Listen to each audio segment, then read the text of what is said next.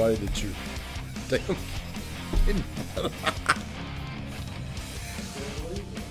Oh man.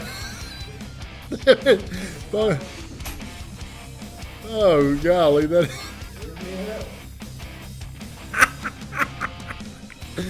Hey, and it's coming from multiple people. Say what, Van? Who are you talking to in there? Oh, okay. I thought you were on the phone with somebody. Good morning. Good afternoon. Welcome to Real Estate 101. And if you're on here, do me a huge favor. Give me a like, comment, and a share. Going to give a big shout out. Has anybody seen our new instant offer? Have you seen the instant offer? Have you? What do you think about it? When you hear the word instant offer, what does that mean to you? Instant offer means a lot because I know there's more things that you're willing to do besides the instant offer, but it's a good thing to get someone out of either a bad situation really quick, or have someone who doesn't want to list their house and deal with all the showings. So many good things behind it. Yeah, There's kind of use it as you might have multiple offers in a situation. You do have multiple offers in a situation. Guaranteed multiple offer. But that's going to be the new thing we're going to start pushing out there. So the reason why is in this market, this is one of the hardest markets I've seen to buy and to sell. So we're going to break that down. If you were going to buy a house, but you had to sell a house, you're a consumer, you're probably not going to move anywhere. You're not going to consider any type of a transaction, a move. You're not even going to be seriously considering it until you know where you're going to go. The easiest way to do this is through new construction, but you're still going to battle. What are you laughing at?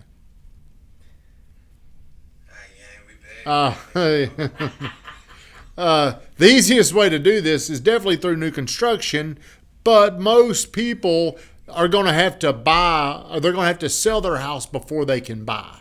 And what they want to do, Stevie used to always talk about pitch keys. Pitch keys symbolize this. We'll close on my house and then close on the new house. Think about how hard that is. Works every time.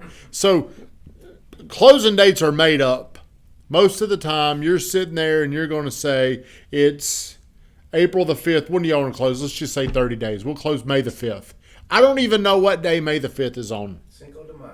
It's on a Friday. So, yeah, we'll close on May the 5th. Well, the chance of it closing on May the 5th, it can't be 100% because you just never know what might come up. Deal might fall apart, might be an extension. So let's layer in, you got to sell your house and buy at the same exact time. Think about how these domino deals, how they happen. I've seen some domino deals. Here's what a domino deal looks like.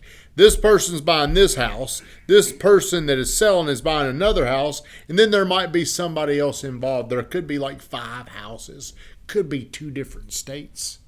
Nobody can make sense of doing what me and my wife have done. Do you know what we've done, Pony?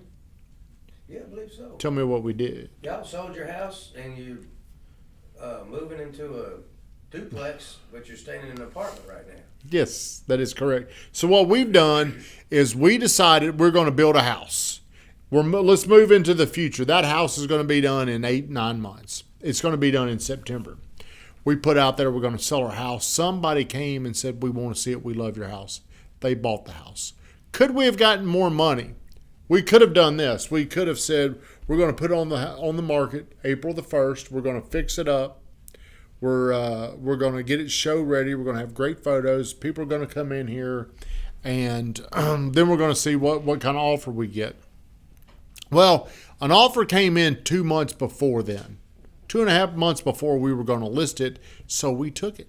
Now, we probably did lose out on making a little extra money, but at least that burden, that stress, that anxiety was over. Now we're living in an apartment. How many people can do that? The people you're talking to, how often do they say, yeah, I'll move into an apartment?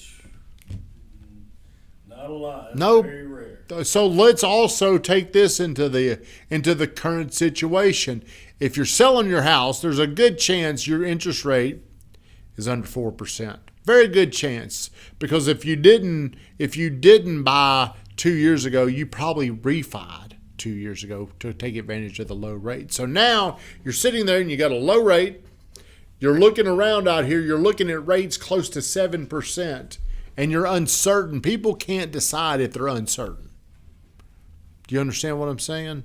So what it's forcing people to do right now is, normally there would be a lot more homes coming onto the market. As a matter of fact, I'm surprised that not more homes have come onto the market. But I think what's going on is buyers are very stagnant to stay where they are, because the best thing they've got going on right now, even if they don't love their house, they love their rate. They love their payment. And a lot of people might be trading the current house for a house that's similar at a higher payment, and they just can't make sense of doing that. So right now is one of the hardest times in my 20 years where people, like, let's take my mom, for example. She's got a house in Regency Park. It's almost paid for. What is her house worth? $450,000? Yep. $450,000.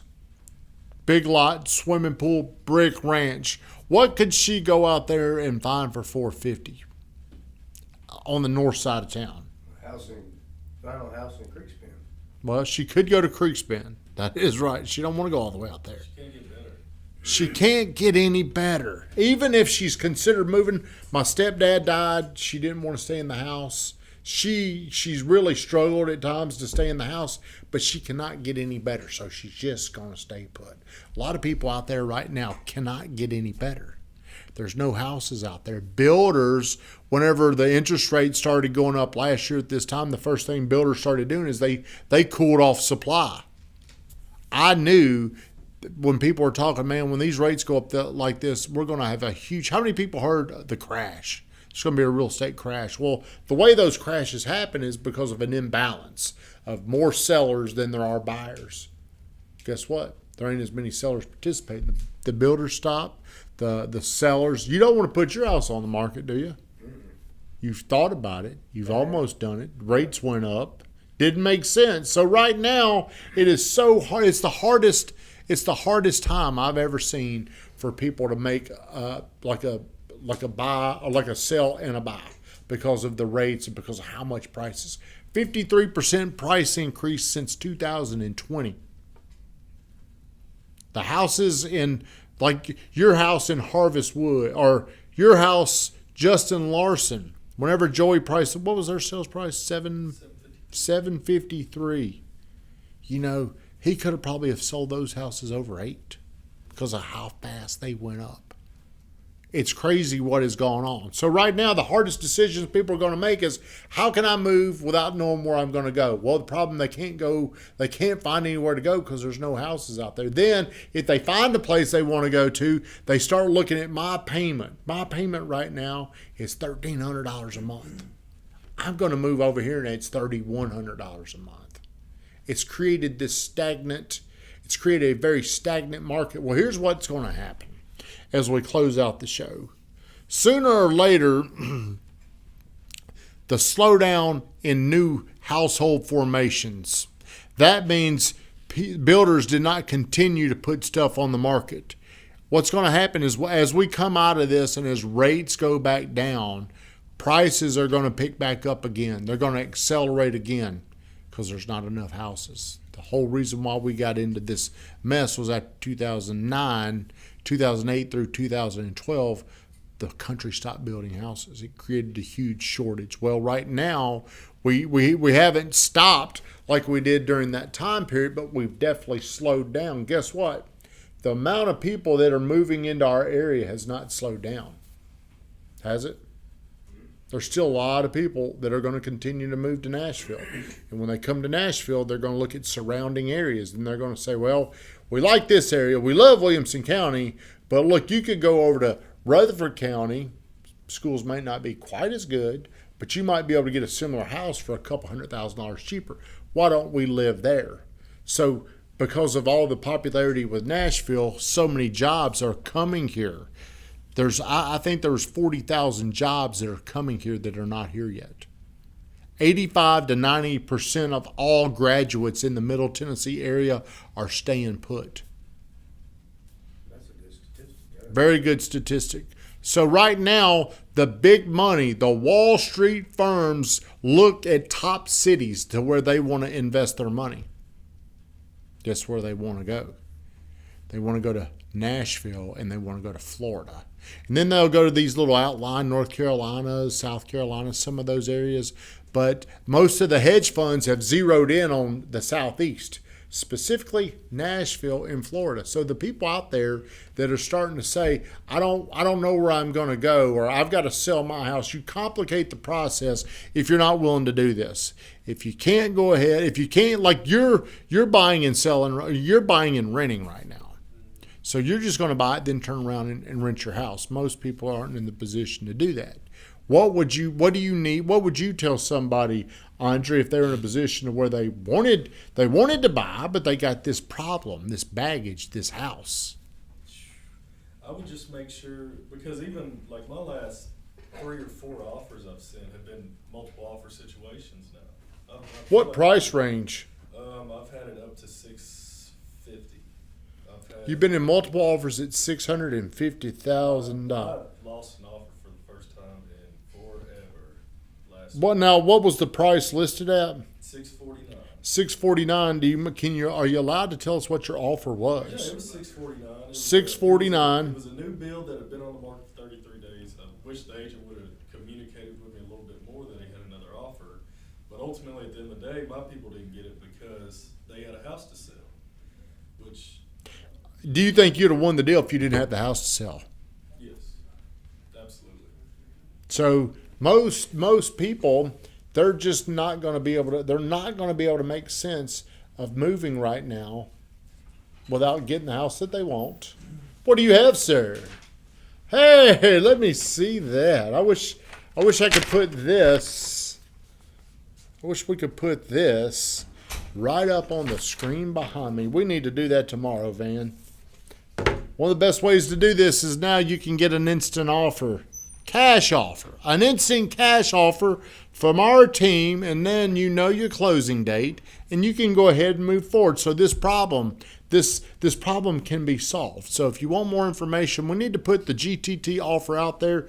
Hopefully, we can brand this enough to where you'll get a call, I'll get a call, and we can take care of people and help them out, make this transaction a lot smoother. Shut us down, Ving Grafton.